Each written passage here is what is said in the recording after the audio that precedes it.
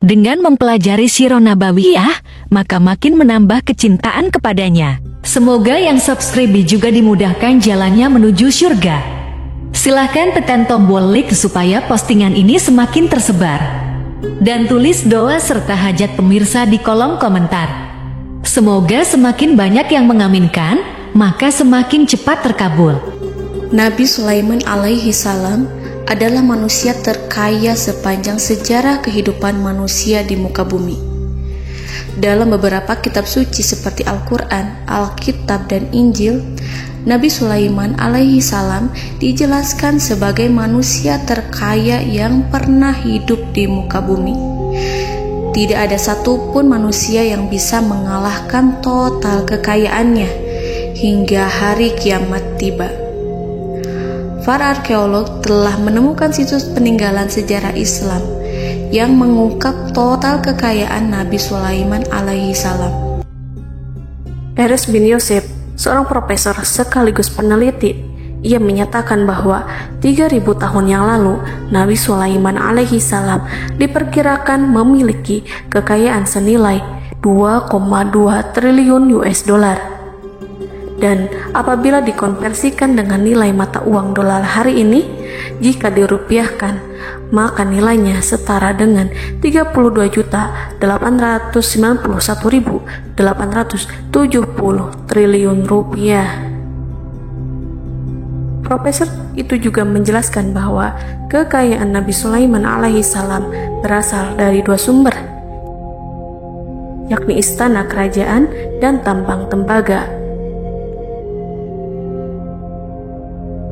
Nilai itu berkali-kali lipat lebih banyak dari total kekayaan negara Indonesia yang hanya mencapai 11.454 triliun per 30 Desember 2021. Nabi Sulaiman alaihi salam memiliki beberapa mukjizat. Di antaranya adalah dapat berbicara dengan bahasa binatang. Beliau dapat memerintah mereka untuk melakukan sesuatu. Beliau juga dapat mengendalikan besar kecilnya tekanan angin dan dapat mengatur ke arah mana angin akan berhembus. Sehingga dengan itu Nabi Sulaiman dapat memanfaatkan angin sebagai kendaraannya dan juga kendaraan tentaranya. Nabi Sulaiman juga bisa melunakkan besi dan membentuknya menjadi pakaian perang yang anti tusukan senjata tajam. Nabi Sulaiman juga memimpin para jin. Mereka tunduk dan patuh pada perintah Nabi Sulaiman alaihi salam. Tidak hanya setan, iblis laknatullah yang merupakan makhluk pembangkang dapat dibuat tunduk bertekuk lutut pada perintah-perintah Nabi Sulaiman. Nabi Sulaiman bisa melakukan teleportasi, yaitu berpindah dari suatu tempat ke tempat yang lain dalam waktu singkat. Peristiwa itu dibuktikan dengan pemindahan singgasana Ratu Balqis atas perintah Nabi Sulaiman. Nabi Sulaiman dikenal sebagai raja yang adil dan bijaksana. Nabi Sulaiman diberkahi kecerdasan yang luar biasa untuk menyatu padukan segenap kekuatan yang Allah berikan kepadanya. Ia mengelola dan membawa kerajaannya menjadi kekuatan raksasa yang tak terkalahkan di masanya dengan segenap kemampuan yang dimilikinya. Tentara Nabi Sulaiman adalah tentara terkuat di bumi tanpa ada yang menandingi. Pertanyaan mendasar yang muncul kali ini adalah dari mana sumber kekayaan dan kekuatan Nabi Sulaiman alaihi salam? Untuk mendapat jawaban dari pertanyaan itu, simak video ini sampai akhir. Sebelum itu, mari bantu channel ini terus berkembang dengan cara subscribe dan nyalakan tanda loncengnya. Berikan komentar yang positif dan berikan like serta share video ini. Bismillahirrahmanirrahim. Sungguh kami benar-benar telah menganugerahkan ilmu kepada Daud dan Sulaiman. Keduanya berkata, segala puji bagi Allah yang melebihkan kami dari kebanyakan hamba-hambanya yang mukmin. Sulaiman telah mewarisi Daud dan dia berkata, "Wahai manusia, kami telah diajari untuk memahami bahasa burung dan kami dianugerahi segala sesuatu. Sesungguhnya, semua ini benar-benar karunia yang nyata." Quran Surat An-Naml ayat 15-16. Saudara-saudaraku yang dirahmati Allah, pada ayat di atas disebutkan bahwa Sulaiman telah mewarisi Daud. Nabi Sulaiman mewarisi Nabi Daud dalam sisi kenabian dan kekuasaan, bukan mewarisi harta, karena para nabi tidak mewariskan harta.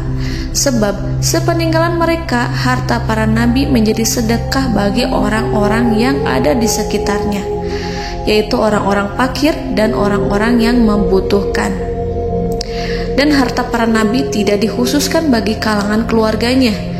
Rasulullah Shallallahu Alaihi Wasallam bersabda, "Kami para nabi tidak mewariskan." Nabi Sulaiman mewarisi kenabian dari Nabi Daud. Ini adalah hal yang jelas. Allah telah memilihnya sebagai nabi dari Bani Israel. Begitu juga Allah telah memberinya kekuasaan kerajaan sehingga ia menjadi pemimpin Bani Israel. Barangkali sesuatu yang paling penting yang diwarisi oleh Nabi Sulaiman dari Nabi Daud adalah tradisi militer. Kemajuan militer yang dahsyat telah berpindah kepada Nabi Sulaiman.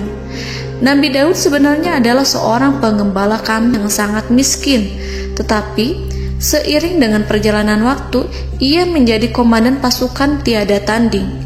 Nabi Daud alaihi salam mengetahui bahwa kekuatan hakiki yang mengatur alam semesta adalah kekuatan Allah.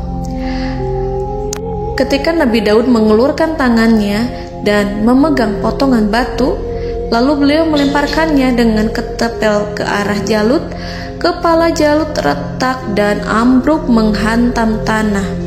Ini sebagai bentuk demonstrasi kekuatan darinya. Kehadiran Nabi Daud mengubah pasukan Bani Israel, di mana mereka sebelumnya lari jika berhadapan dengan musuh. Maka kini keberadaan mereka mulai diperhitungkan di masa hidupnya. Nabi Daud mengalami peperangan yang sangat banyak, tapi Al-Quran tidak menceritakan secara terperinci. Hal itu dikarenakan karena Al-Quran adalah kitab dakwah di jalan Allah, bukan kitab sejarah. Al-Quran hanya menceritakan di dalam Al-Quran surat Shad ayat 20, "Dan kami kuatkan kerajaannya, kerajaan Daud." Ayat tersebut berarti bahwa Nabi Daud belum terkalahkan dalam peperangan yang diikutinya. Di samping dukungan yang Allah berikan kepadanya, juga pasukan dan rakyatnya, di mana mereka adalah orang-orang yang bertauhid, menyerahkan diri kepada Allah. Allah Subhanahu wa Ta'ala mengajarkan kepada Nabi Daud hal-hal yang menjadikan pasukannya memiliki keistimewaan yang dengannya mereka dapat mengalahkan pasukan-pasukan lain, pasukan-pasukan besar yang ada di bumi pada saat itu.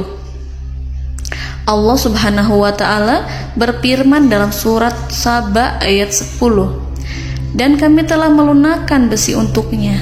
Baju besi mungkin akan menjadi masalah dalam benak kita. Ketika orang-orang yang berperang, baju besi cukup mengganggu gerakan mereka. Kita bisa membayangkan ketika ada dua orang berperang, salah satu dapat bergerak bebas, sementara yang lainnya tidak leluasa bergerak karena tertahan dengan pakaiannya. Namun, dengan kekuasaan Allah, Nabi Daud dapat melunakkan besi dan membuat baju besi yang ringan, yang mudah untuk digunakan. Ini adalah kemajuan penting yang Allah berikan kepada Nabi Daud dan tentaranya. Kemajuan itu kemudian diajarkan, diwariskan dan dimiliki oleh Nabi Sulaiman alaihi salam. Nabi Sulaiman memiliki pasukan dahsyat yang melebihi pasukan manapun di bumi saat itu, atau bahkan mungkin saat ini. Bahkan Allah menambahkan karunia-Nya kepada Nabi Sulaiman yang disebutkan dalam Al-Quran surat An-Naml ayat 16. "Dan Sulaiman telah mewarisi Daud, dan dia berkata, 'Wahai manusia, kami telah diberi pengertian tentang suara burung, dan kami diberi segala sesuatu. Sesungguhnya, ini benar-benar suatu karunia yang nyata.'"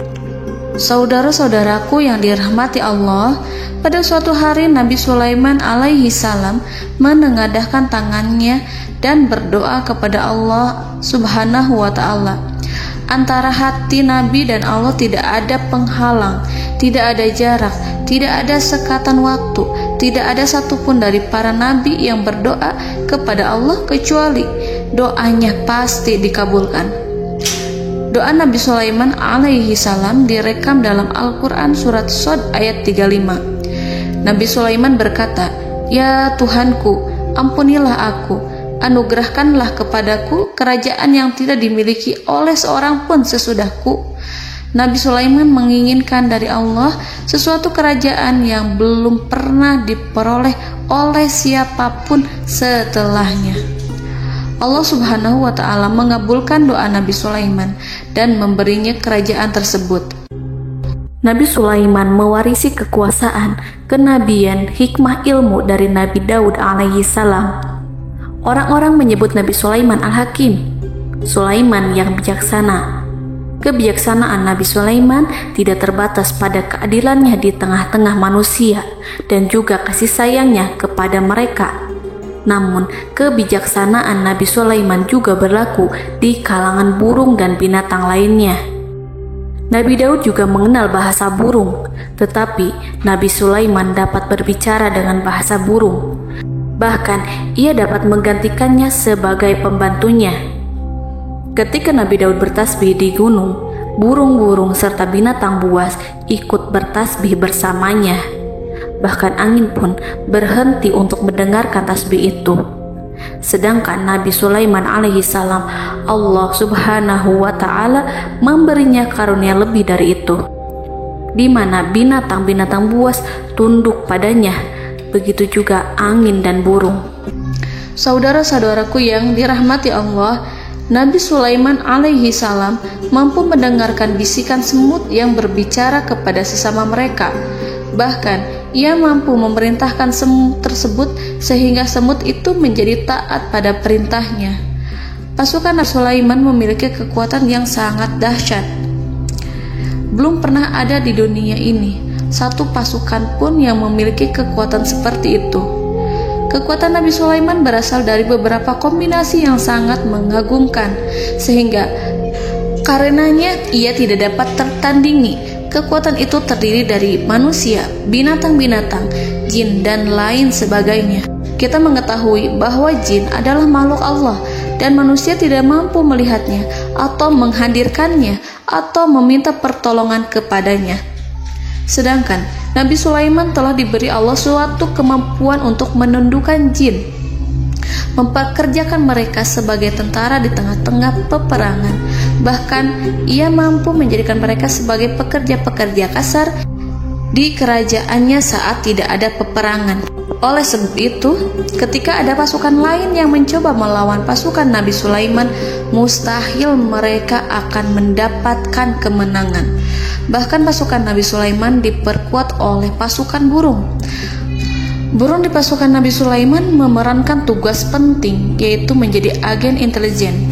Kita mengetahui bahwa peranan informasi saat peperangan adalah hal yang penting.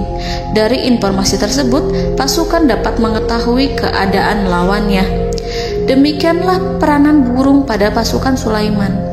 Ia terbang di tengah-tengah musuh.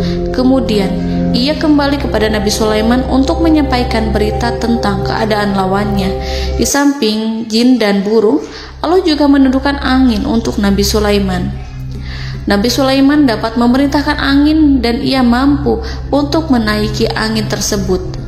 Dalam Al-Quran surat Shad ayat 36-40, Allah Subhanahu wa ta'ala berfirman, "Kami tundukkan kepada angin yang berhembus dengan baik menurut kemana saja yang dikehendaki Sulaiman.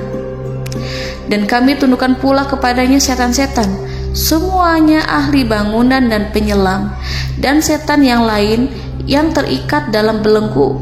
Inilah anugerah kami, maka berikanlah kepada orang lain atau tahanlah untuk dirimu tanpa perhitungan, dan sesungguhnya dia mempunyai kedudukan yang dekat pada sisi kami dan tempat kembali yang baik." Saudara-saudaraku yang dirahmati Allah, Allah Subhanahu wa Ta'ala juga memberikan kemampuan yang tak seorang pun dari para nabi mendapatkannya, yaitu kemampuan untuk memerintah setan. Setan adalah salah satu bagian dari jin. Ia adalah kelompok yang celaka dari bangsa jin. Kelompok ini sebenarnya tidak mampu dikuasai oleh manusia. Bahkan jin yang soleh tidak dapat mengatur setan. Adapun Nabi Sulaiman, Allah telah memberinya kekuasaan untuk menundukkan setan dan mempekerjakannya, bahkan mengikatnya dengan rantai serta menghukumnya jika ia menentang pada perintahnya. Setan membangun untuk Sulaiman istana-istana, patung-patung dan alat-alat perang. Bahkan setan-setan itu menyelam ke dasar lautan untuk mengeluarkan permata dan yakut untuk Sulaiman. Jika di antara setan yang menentang perintahnya, maka Nabi Sulaiman alaihi salam mengikatnya dengan rantai. Ini semua menunjukkan kekayaan Nabi Sulaiman dan kekuasaannya, di mana ia mampu mengatur banyak makhluk di bumi ini. Tentu saja, kemampuan itu semua adalah atas izin dari Allah Subhanahu wa Ta'ala sebagai mukjizat darinya. Allah Subhanahu wa Ta'ala berfirman dalam Al-Quran surat Saba ayat 12, dan sebagian dari jin adalah yang bekerja di hadapannya di bawah kekuasaannya dengan izin Tuhannya, dan siapa yang menyimpang di antara mereka dari perintah kami, maka kami rasakan kepadanya azab neraka yang apinya menyala-nyala. Para jin itu membuat untuk Sulaiman apa yang dikehendakinya, dari gedung-gedung yang tinggi, patung-patung, dan piring-piring yang besarnya seperti kolam, atau periuk yang tetap berada di atas tungku. Saudara-saudaraku yang dirahmati Allah, Nabi Sulaiman yang bijaksana adalah penguasa yang tak tertandingi di muka bumi. Meskipun memperoleh nikmat-nikmat khusus yang agung itu yang Allah berikan kepada Sulaiman, beliau tetap menunjukkan dirinya sebagai manusia yang paling banyak berzikir kepada Allah dan manusia yang paling banyak bersyukur di zamannya. Saudara-saudaraku yang dirahmati Allah, sebagaimana Allah Subhanahu wa Ta'ala memberikan nikmat kepada ayahnya Nabi Daud alaihi salam, di mana ia mampu melunakkan besi, dan Allah mengajarinya bagaimana cara mencairkan besi, maka Nabi Sulaiman alaihi salam dapat memanfaatkan tembaga yang cair untuk peperangan. Dan juga di saat perdamaian, pada saat peperangan, beliau mencampur tembaga dengan besi dan menjadikannya perunggu. Mereka menggunakan senjata-senjata perunggu dalam peperangan seperti pedang, baju besi, dan juga pisau. Senjata-senjata ini adalah senjata yang paling kuat pada saat itu. Sedangkan di saat damai, tembaga digunakan untuk membuat bangunan, perhiasan, dan sebagainya. Meskipun Nabi Sulaiman mendapatkan nikmat yang besar dan karunia yang khusus, Allah Subhanahu wa Ta'ala mengujinya dengan suatu ujian yang dahsyat. Ujian yang akan selalu datang kepada seorang hamba yang soleh. Ketika hamba itu mendapatkan kedudukan besar, maka ujiannya pun menjadi besar. Allah Subhanahu wa Ta'ala menguji Nabi Sulaiman dengan penyakit. Diceritakan oleh Fahru Roji, Nabi Sulaiman diuji dengan suatu penyakit yang keras, di mana kedokteran saat itu tidak dapat dan tidak mampu mengatasinya.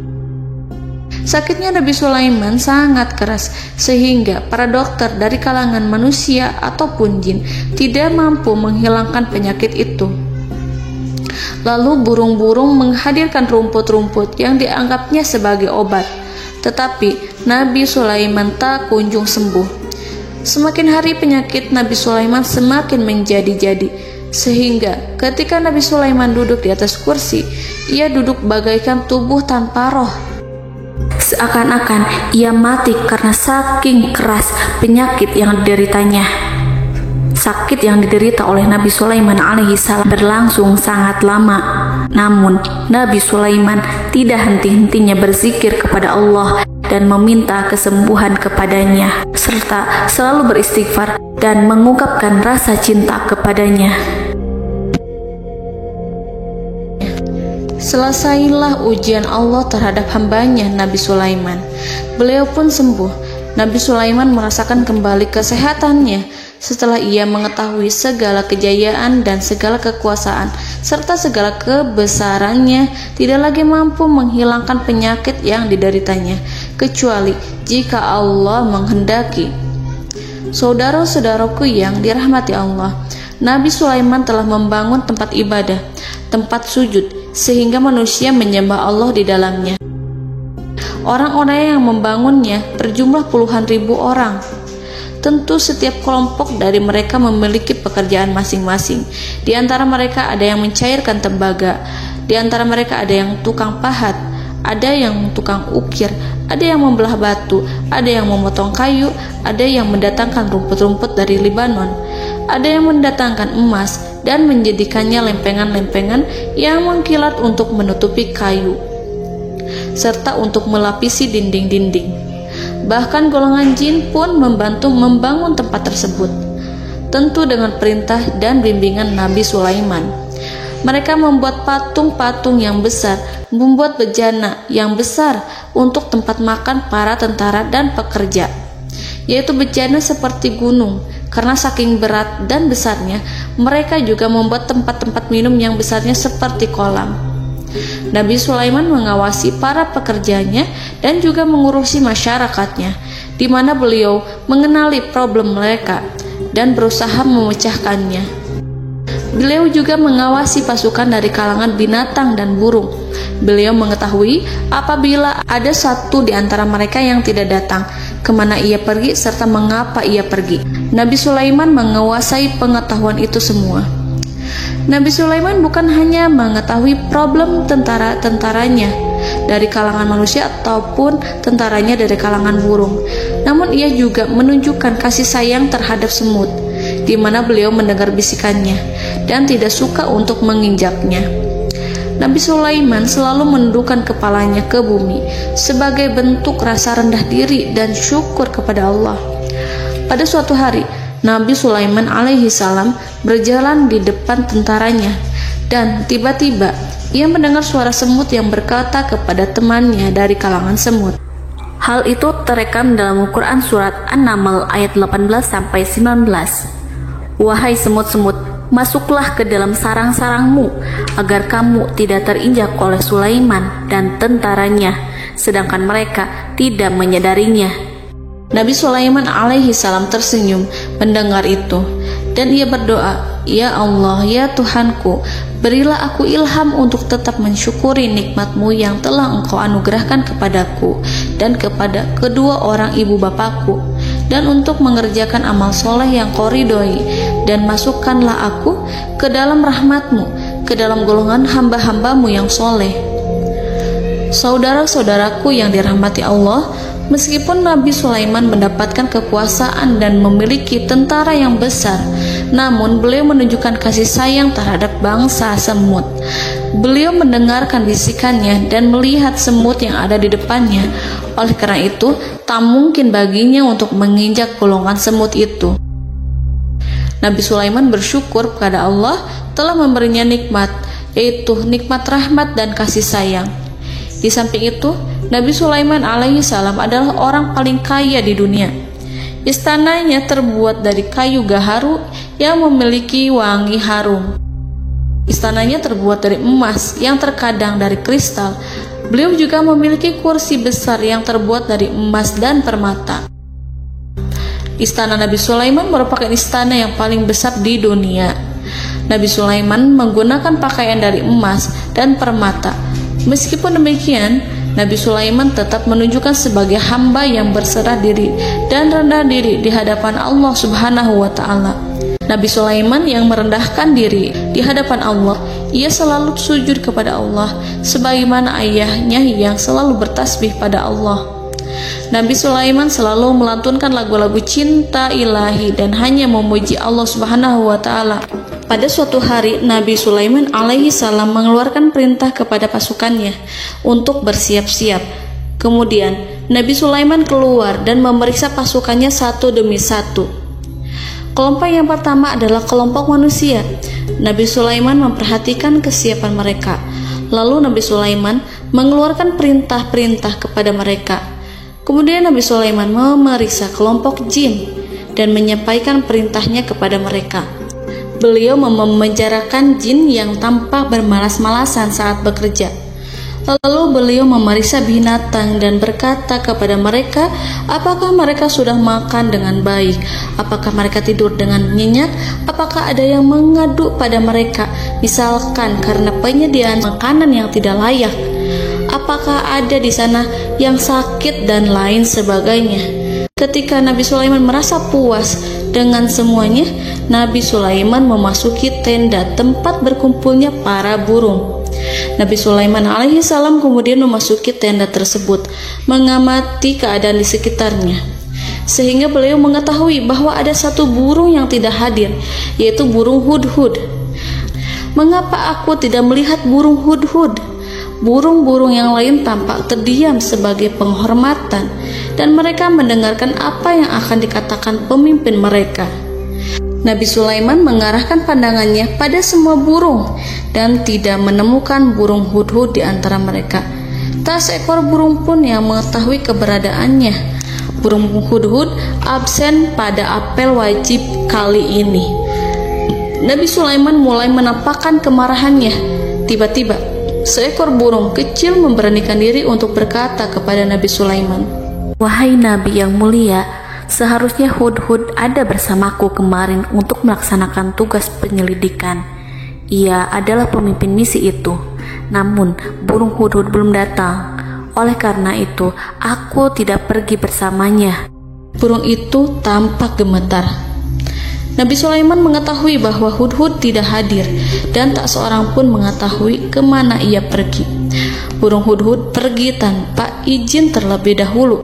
Dalam keadaan marah, Nabi Sulaiman berkata, "Sungguh aku benar-benar akan mengazabnya dengan azab yang sangat keras, atau benar-benar menyembelihnya, kecuali jika ia benar-benar datang kepadaku dengan alasan yang jelas." Kawanan burung-burung mengetahui bahwa Nabi Sulaiman sedang marah dan telah menetapkan untuk menyiksa burung hudhud atau menyembelihnya, atau justru memaafkannya dengan syarat ia datang dengan membawa alasan yang dapat menyelamatkannya, atau dengan kata lain, burung hudhud dapat memastikan bahwa ia melaksanakan tugas yang penting. Nabi Sulaiman menunjukkan kemarahan yang besar sehingga siapapun akan merasa takut kepada Nabi Sulaiman yang marah. Nabi Sulaiman kemudian pergi dari tempat burung tersebut. Nabi Sulaiman masih memikirkan keadaan burung hudhud. Seharusnya burung hudhud menjadi bagian penting dari badan intelijen. Apakah ia pergi untuk menyingkap suatu, atau apakah ia pergi hanya untuk bermain-main? Nabi Sulaiman telah memperhatikan dan mengetahui bahwa burung hudhud adalah seekor burung yang cerdik dan juga fasih berbicara. Terkadang Nabi Sulaiman mendapati burung hudhud sedang bermain-main dan menunda-nunda pekerjaannya. Namun ketika Nabi Sulaiman melihatnya, burung hudhud memahami bahwa perbuatannya tidak benar. Oleh karena itu, ia tidak boleh menyampur adukan antara waktu serius dan waktu bermain. Tidak lama setelah itu, burung hudhud tiba di tempat para burung. Burung-burung yang lain berkata kepadanya, "Wahai hudhud, pergilah engkau ke tempat Nabi Sulaiman. Jika ia mengetahui bahwa engkau telah sampai, jiwamu benar-benar terancam." Mendengar itu, burung hudhud segera beranjak. Ia terbang menemui Nabi Sulaiman. Pada waktu itu, Nabi Sulaiman sedang duduk bersama tentaranya yang lain. Burung hudhud berdiri. Ia telah merencanakan untuk memulai pembicaraan dengan Nabi Sulaiman sebelum Nabi Sulaiman bertanya kepadanya kemana dia pergi. Ini sebagai bukti bahwa hudhud telah melaksanakan suatu tugas yang penting. Dalam Al-Quran Surat An-Naml ayat 22, burung hudhud berbicara, "Aku telah mengetahui sesuatu yang kamu belum mengetahuinya, dan kubawa kepadamu dari negeri Saba suatu berita penting yang diyakini seakan-akan burung hudhud hendak berkata, 'Aku adalah hudhud yang miskin, tapi aku mengetahui apa yang tidak engkau ketahui, dan aku telah datang kepadamu dari kerajaan Saba dengan membawa berita yang sangat penting.'" Nabi Sulaiman tampak terdiam menunggu hudhud menyelesaikan kisahnya. Dalam surat An-Naml ayat 23-24, burung hudhud berkata, Sesungguhnya aku menjumpai seorang wanita yang memerintah mereka. Dia dianugerahi segala sesuatu serta mempunyai singgasana yang besar. Aku mendapati dia dan kaumnya menyembah matahari selain Allah. Dan setan-setan telah menjadikan mereka memandang indah perbuatan-perbuatan mereka, lalu menghalangi mereka dari jalan Allah, sehingga mereka tidak mendapat petunjuk. Burung hudhud diam. Nabi Sulaiman merasa bahwa hudhud menunjukkan kepasihan lisannya. Nabi Sulaiman berkata dalam Quran surat An-Naml ayat 27 sambil menunjukkan senyum manisnya. Nabi Sulaiman berkata, "Akan kami lihat apakah kamu benar wahai hudhud, ataukah kamu termasuk orang-orang yang berdusta." Seakan-akan burung hudhud ingin mengatakan, "Aku tidak berbohong wahai Nabi yang mulia." Namun diamnya Sulaiman membuat takut sehingga burung hudhud terdiam. Nabi Sulaiman terdiam karena berpikir, lalu ia memutuskan sesuatu setelah itu. Beliau melihat kepada lainnya dan meminta secari kertas. Nabi Sulaiman menulis surat singkat dan menyerahkannya kepada hudhud serta memerintahkan kepadanya seperti yang dikatakan dalam Quran surat An-Naml ayat 28. "Pergilah dengan membawa suratku ini, lalu jatuhkanlah kepada mereka, kemudian berpalinglah dari mereka, lalu perhatikanlah apa yang mereka bicarakan."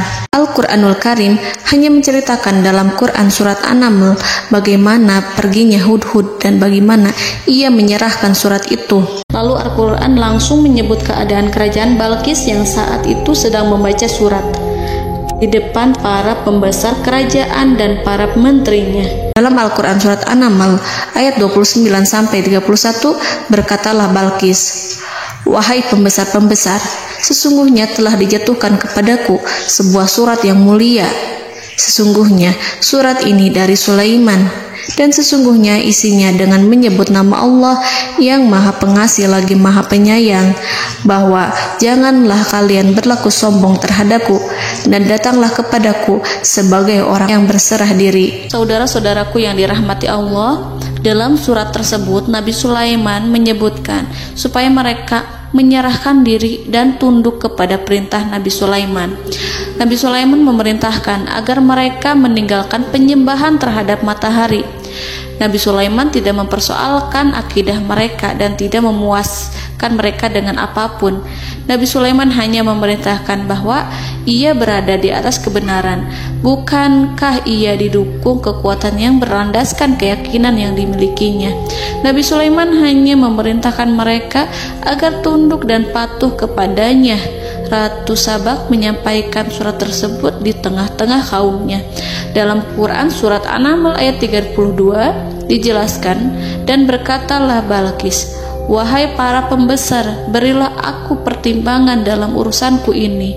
Aku tidak pernah memutuskan sesuatu persoalan sebelum kamu berada dalam majelisku." Saudara-saudaraku yang dirahmati Allah, para pembesar istana Balqis menentang surat tersebut. Isi surat itu membangkitkan kesombongan kaum Sabak, di mana mereka merasa lebih kuat. Mereka mengetahui bahwa di sana ada seorang yang mencoba menentang mereka dan mengisyaratkan peperangan kepada mereka. Lalu ia meminta kepada mereka untuk memenuhi syarat-syaratnya sebelum terjadinya peperangan dan kekalahan. Dalam surat An-Naml ayat 33, mereka menjawab, "Kita adalah orang-orang yang memiliki kekuatan dan juga memiliki keberanian yang sangat besar dalam peperangan. Dan keputusan berada di tanganmu, wahai rajaku. Maka pertimbangkanlah apa yang akan kamu perintahkan." Saudara-saudaraku yang dirahmati Allah, para pembesar kaum Sabak seakan ingin berkata, "Kita siap untuk melaksanakan perang." Tampaknya ratu itu memiliki kebijakan yang lebih baik dari pembesar kaumnya. Surat Sulaiman itu membuatnya berpikir lebih jernih dan lebih berhati-hati. Ia berusaha sebisa mungkin menghindari peperangan. Ratu itu berpikir dalam tempo yang lama.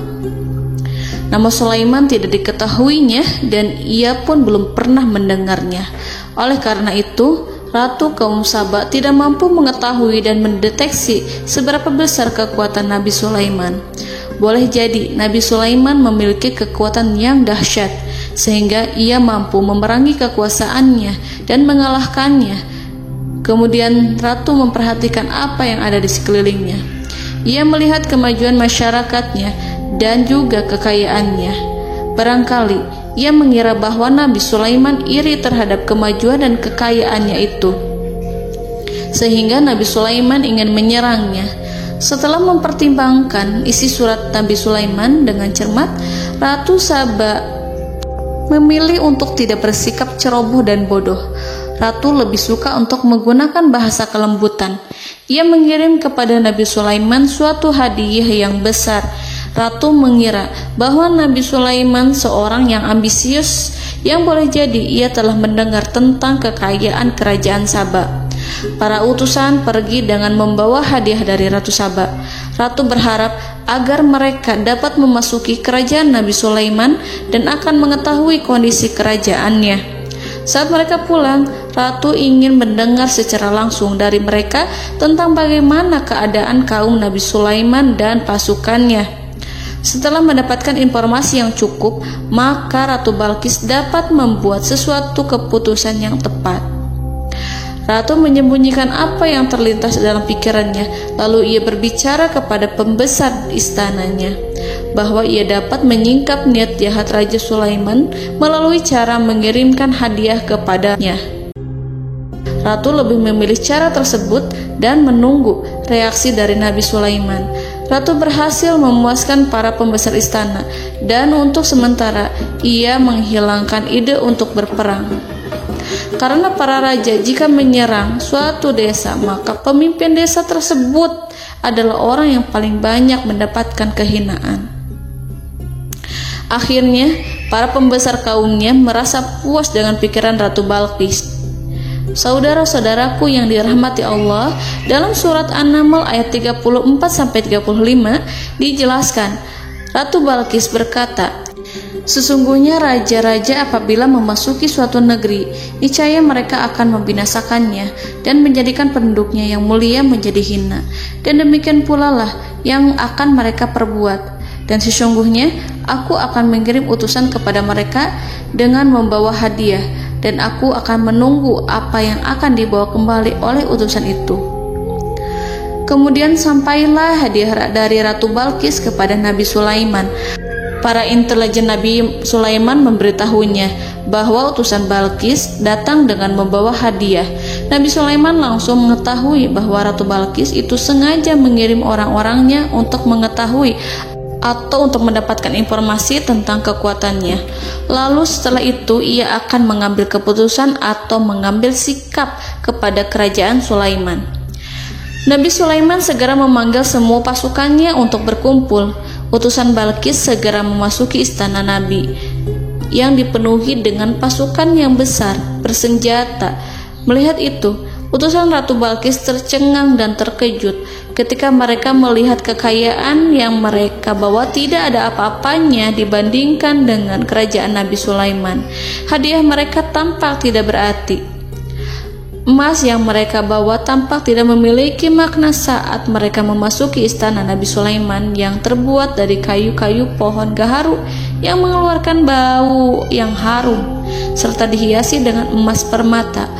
Para utusan Ratu Balqis berdiri bersama Nabi Sulaiman dan menyaksikan bagaimana Nabi Sulaiman mengendalikan pasukannya. Kemudian mereka mulai berpikir tentang kekuatan dan kualitas pasukan Nabi Sulaiman. Betapa kagetnya mereka ketika melihat di tengah-tengah pasukan itu terdapat singa, burung, dan tentara dari kalangan manusia yang mampu terbang. Mereka pun sadar bahwa mereka di hadapan pasukan yang tiada tandingannya.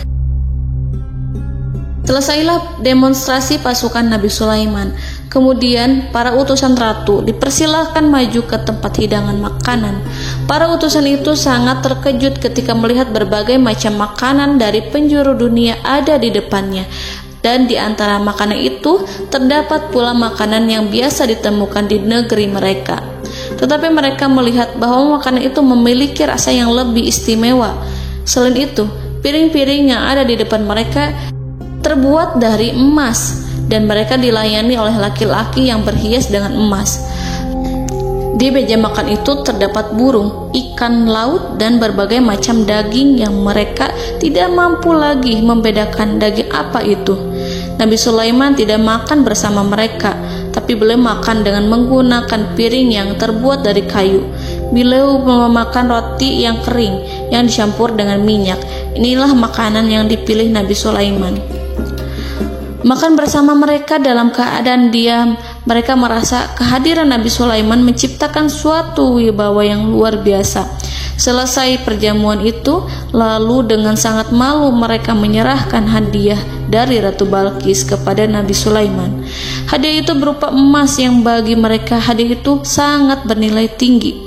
Tapi di sini hadiah itu tampak kecil di hadapan kekayaan-kekayaan Nabi Sulaiman yang sangat mengagumkan. Nabi Sulaiman memperhatikan hadiah dari Ratu Balqis itu dan berkata dalam Quran surat An-Naml ayat 36, "Maka apa yang diberikan Allah kepadaku lebih baik daripada apa yang diberikannya kepadamu, tetapi kamu merasa bangga dengan hadiahmu." Saudara-saudaraku, Raja Sulaiman menyingkap dengan kata-katanya yang singkat itu penolakannya terhadap hadiah mereka. Ia memberitahu utusan itu bahwa ia tidak menerima hadiah tersebut. Ia tidak merasa puas dengan hadiah itu. Yang membuatnya puas hanyalah, "Janganlah kalian berlaku sombong terhadapku dan datanglah kepadaku sebagai orang-orang yang berserah diri." Lalu Nabi Sulaiman berkata kepada mereka dengan pelan. Hal itu diabadikan dalam Al-Quran surat An-Naml ayat 37. "Kembalilah kepada mereka. Sungguh kami akan mendatangi mereka dengan bala tentara yang mereka tidak kuasa melawannya. Dan pasti kami akan mengusir mereka dari negara itu, yaitu negeri Saba, dengan terhina. Dan mereka akan menjadi tawanan-tawanan yang hina." Saudara-saudaraku yang dirahmati Allah, Nabi Sulaiman kemudian meninggalkan para utusan ratu setelah terlebih dahulu mengancam mereka. Para utusan itu berharap agar Nabi Sulaiman mau menunggu kunjungan Ratu Balqis yang akan membawa misi perdamaian. Akhirnya, sampailah para utusan Ratu Balqis ke negeri Saba. Mereka segera menuju istana sang ratu. Mereka memberitahu bahwa negeri mereka ada di ujung tanduk. Mereka menceritakan kepada ratu tentang kekuatan Nabi Sulaiman dan tidak mungkin bagi mereka mampu melawannya. Mereka meyakinkan Ratu Balqis bahwa ia harus mengunjunginya dan melihat sendiri bagaimana kebesaran kerajaan Nabi Sulaiman. Kemudian Ratu Balqis menyiapkan dirinya untuk pergi menuju kerajaan Nabi Sulaiman. Nabi Sulaiman duduk di kursi kerajaan di tengah-tengah para pembesarnya dan para menterinya, serta para komandan pasukannya. Beliau berpikir tentang sosok Balqis. Nabi Sulaiman mengetahui bahwa Balqis menuju tempatnya. Balqis dikelilingi rasa takut. Nabi Sulaiman berpikir sejenak tentang bagaimana matahari disembah. Ia memikirkan bagaimana informasi yang diterima oleh intelijennya tentang kemajuan kerajaan Balqis dalam bidang kesenian dan ilmu pengetahuan. Nabi Sulaiman bertanya kepada dirinya sendiri, apakah kemajuan menjadi penghalang untuk mengetahui kebenaran? Apakah ratu itu senang dengan kekuatan yang dicapainya? Dan ia membayangkan bahwa kekuatannya adalah segalanya. Dengan kemajuan yang dimilikinya, Nabi Sulaiman ingin membuat kejutan agar ratu mengetahui bahwa Islam yang diyakini oleh Nabi Sulaiman adalah satu-satunya yang mampu mendatangkan kemajuan dan kekuatan yang hakiki, sehingga ia dapat membandingkan antara keyakinannya dalam menyembah matahari beserta kemajuan yang dicapainya dengan keyakinan Nabi Sulaiman beserta kemajuan yang diraihnya. Saudara-saudaraku yang dirahmati Allah, para mata-mata Nabi Sulaiman telah memberitahunya bahwa hal yang sangat disegani dan dikagumi oleh kaum Balqis adalah kerajaan Saba, yaitu singgasana Ratu Balqis. Singgasana itu terbuat dari emas dan batu delima. Singgasana tersebut dijaga oleh penjaga yang sangat disiplin, di mana mereka tidak pernah lalai sedikit pun. Oleh karena itu, sangat tepat apabila Nabi Sulaiman menghadirkan singgasananya di sini, di kerajaannya. sehingga ketika ratu tiba, maka ia dapat duduk di atasnya. Nabi Sulaiman ingin membuat kejutan kepadanya dan menunjukkan bahwa kemampuannya tersebut yang berlandaskan pada keislaman. Nabi Sulaiman melakukan yang demikian itu dengan harapan agar si ratu tunduk kepadanya. Ide itu terlintas dalam diri Nabi Sulaiman. Lalu ia mengangkat kepalanya dan menoleh kepada anak buahnya. Hal itu diabadikan dalam Quran Surat An-Naml ayat 38. Wahai para pembesar, siapakah di antara kamu sekalian yang sanggup membawa singgasananya kepadaku sebelum mereka datang kepadaku sebagai orang-orang yang berserah diri? Saudara-saudaraku, perhatikanlah ungkapan pikiran Nabi Sulaiman tersebut. Semua pemikirannya berkisar tentang keislaman para penyembah matahari, tentang bagaimana beliau dapat memberikan petunjuk kepada mereka di jalan Allah. Yang pertama menjawab pertanyaan Nabi Sulaiman adalah jin Ifrit. Dalam Quran Surat An-Naml ayat 39, berkatalah Ifrit yang cerdik dari golongan jin, "Aku akan datang kepadamu dengan membawa singgasana itu sebelum kamu berdiri dari tempat dudukmu. Sesungguhnya aku benar-benar kuat untuk membawanya, lagi dapat dipercaya." Nabi Sulaiman berdiri dari tempat duduknya. Setelah 1 jam atau 2 jam, jin itu berjanji kepadanya untuk menghadirkan singgasana Balkis. Sebelum itu, istana Nabi Sulaiman di Palestina, sedangkan istana Balkis terletak di Yaman. Antara singgasana tersebut dengan singgasana Nabi Sulaiman berjarak lebih dari ribuan mil. Barangkali pesawat yang cepat sekalipun yang kita kenal hari ini tidak akan mampu membawa dan mendatangkan istana itu dalam waktu 1 jam. Tetapi masalahnya di sini, berhubung dengan kekuatan jin yang serba misterius, Nabi Sulaiman tidak mengomentari sedikit pun terhadap apa yang dikatakan oleh Ifrit. Nabi Sulaiman tampak menunggu tanggapan lain yang mampu menghadirkan singgasana Balkis yang lebih cepat dari jin Ifrit. Nabi Sulaiman menoleh kepada seorang yang di sana, yang duduk di atas naungan. Hal itu diceritakan dalam Al-Quran Surat An-Naml ayat 40. Berkatalah seseorang yang mempunyai ilmu dari Alkitab, "Aku akan membawa singgasana itu kepadamu sebelum matamu berkedip." Maka tatkala Sulaiman melihat singgasana itu terletak di hadapannya, ia pun berkata, "Ini termasuk karunia Tuhanku untuk menguji aku, apakah aku akan bersyukur atau mengingkari nikmatnya? Dan barang siapa yang bersyukur, maka sesungguhnya dia bersyukur untuk kebaikan dirinya sendiri.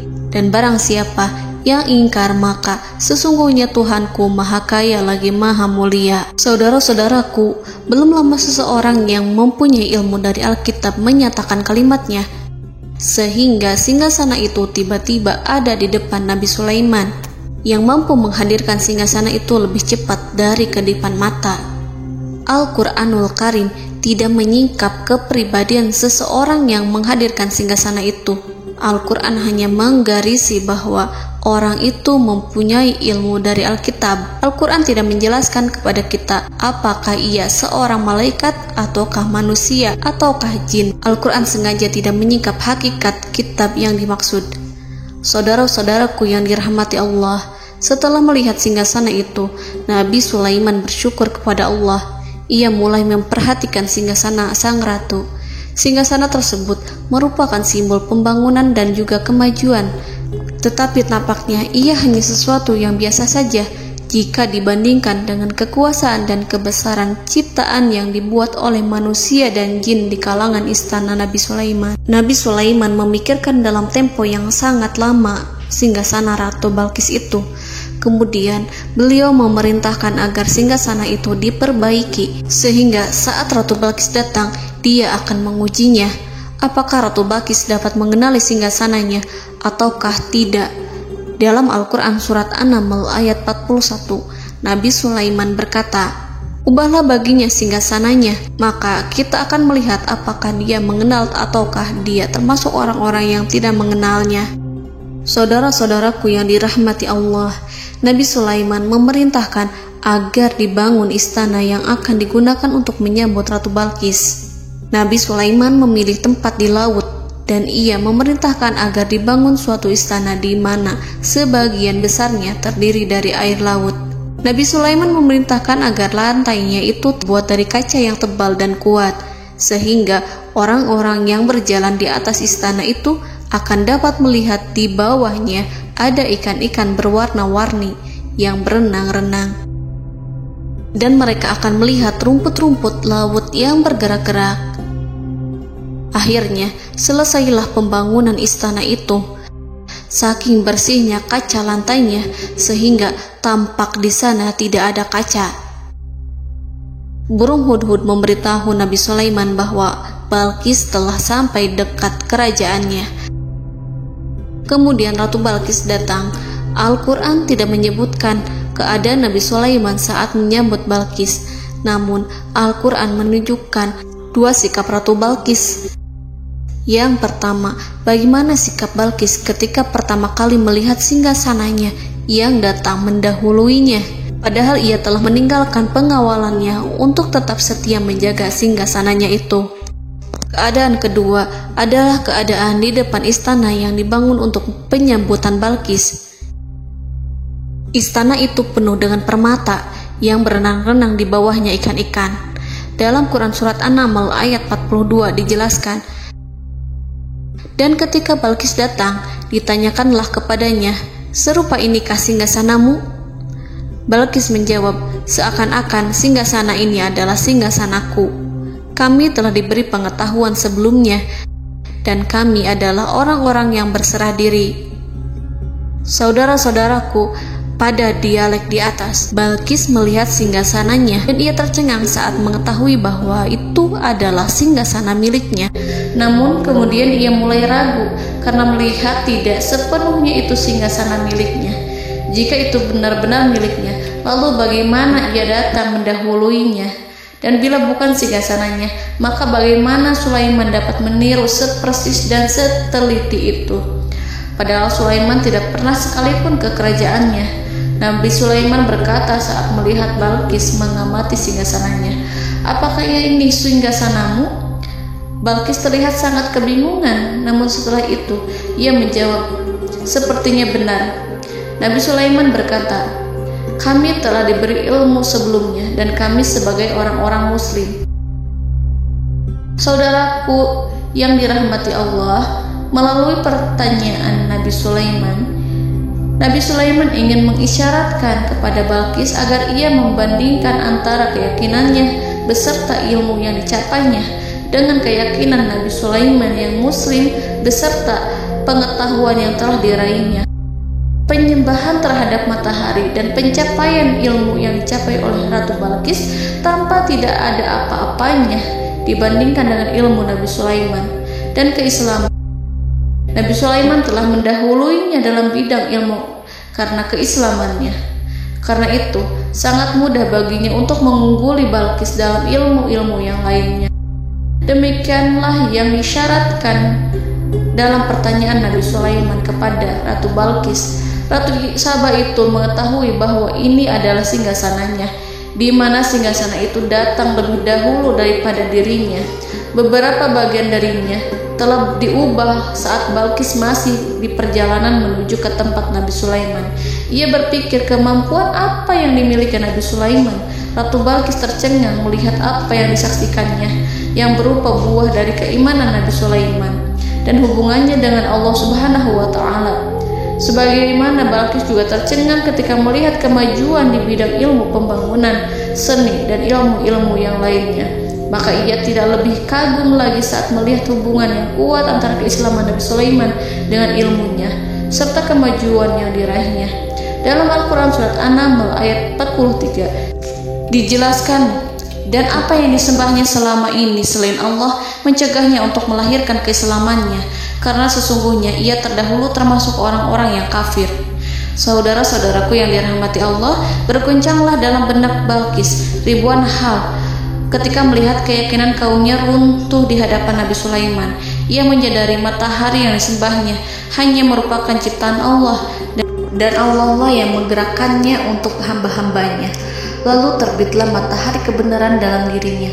Hatinya diterangi oleh cahaya baru yang tidak akan tenggelam seperti tenggelamnya matahari. Masa keislamannya hanya menunggu waktu. Ratu Balqis memilih waktu yang tepat untuk mengumumkan keislamannya. Allah Subhanahu wa Ta'ala berfirman dalam Quran Surat An-Naml ayat 44. Dikatakan kepadanya, masuklah ke dalam istana. Maka tatkala ia melihat lantai istana itu, dikiranya kolam air yang besar dan disingkapnya 2 betisnya. Berkatalah Sulaiman, sesungguhnya ia adalah istana licin yang terbuat dari kaca. Berkatalah Balqis, wahai Tuhanku, sesungguhnya aku telah berbuat zalim terhadap diriku dan aku berserah diri bersama Sulaiman kepada Allah Tuhan semesta alam. Saudara-saudaraku yang dirahmati Allah, dikatakan kepada Balqis, masuklah ke dalam istana. Ketika ia masuk, maka ia tidak menyaksikan adanya kaca, tetapi ia melihat air, sehingga ia mengira akan bersinggungan dengan air. Lalu ia menyingkapkan sedikit bajunya agar bajunya itu tidak basah. Nabi Sulaiman mengingatkannya tanpa melihatnya agar ia tidak khawatir terhadap pakaiannya, karena pakaiannya tidak akan basah, sebab di sana tidak ada air. Itu sekedar kaca yang halus, yang saking halusnya sehingga ia tidak tampak. Pada kesempatan itulah Balqis mengumumkan keislamannya yang mengakui kelalimannya, dan ia menyatakan menyerahkan diri kepada Nabi Sulaiman dan kepada Allah Tuhan semesta alam. Lalu kaumnya pun mengikutinya dan mereka memeluk Islam. Balqis menyadari ia berhadapan dengan penguasa yang terbesar di bumi dan Nabi Allah yang mulia. Untuk pertama kalinya, wajah Sulaiman tampak dihiasi dengan senyuman yang menunjukkan kepuasannya sejak Balqis mengunjunginya. Demikianlah Nabi Sulaiman mewujudkan kejayaannya yang hakiki dan menyebarkan cahaya Islam di muka bumi. Saudara-saudaraku, Al-Quran tidak menyebutkan kisah Balqis setelah keislamannya. Para ahli tafsir mengatakan bahwa ia menikah dengan Nabi Sulaiman. Selain itu, ada yang mengatakan bahwa ia menikah dengan salah satu orang dekat Nabi Sulaiman. Ada juga yang mengatakan bahwa sebagian Raja Habasyah adalah keturunan dari buah perkawinan ini. Wallahu a'lam bishawab. Saudara-saudaraku yang dirahmati Allah, Nabi Sulaiman hidup di tengah-tengah kejayaan dan kemuliaan di bumi. Kemudian Allah menetapkan kematian untuknya, sebagaimana kehidupan Sulaiman berada di puncak kemuliaan dan kejayaan yang penuh dengan keajaiban yang luar biasa. Maka kematiannya pun merupakan tanda-tanda kebesaran Allah yang penuh dengan keajaiban. Demikianlah bahwa kematiannya sesuai dengan kehidupannya, sesuai dengan kejayaannya. Allah berfirman tentang kematian Sulaiman di dalam Al-Quran Surat Saba ayat 14. Maka tatkala kami telah menetapkan kematian Nabi Sulaiman, tidak ada yang menunjukkan kepada mereka kematiannya itu kecuali rayap yang memakan tongkatnya.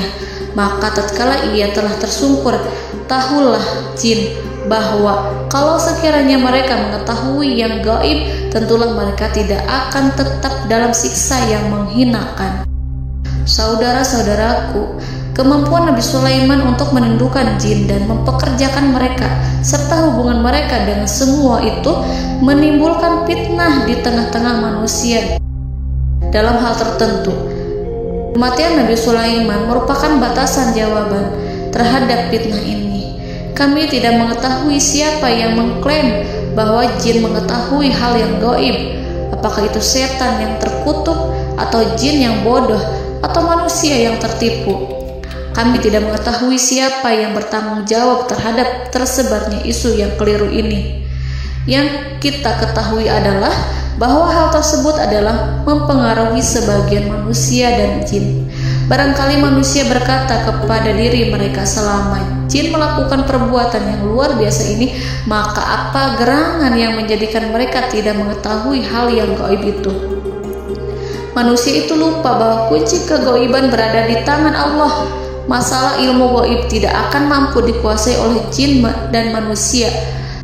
Hanya Dia yang mengetahuinya, dan manusia diberitahu hanya sedikit sekali. Saudara-saudaraku yang dirahmati Allah, seakan-akan Allah telah merencanakan bahwa kematian Sulaiman bertujuan untuk menghancurkan pemikiran itu, yaitu pemikiran bahwa jin mengetahui hal-hal yang gaib. Jin bekerja untuk Nabi Sulaiman selama beliau hidup, dan tatkala beliau meninggal, maka tugas mereka menjadi bebas.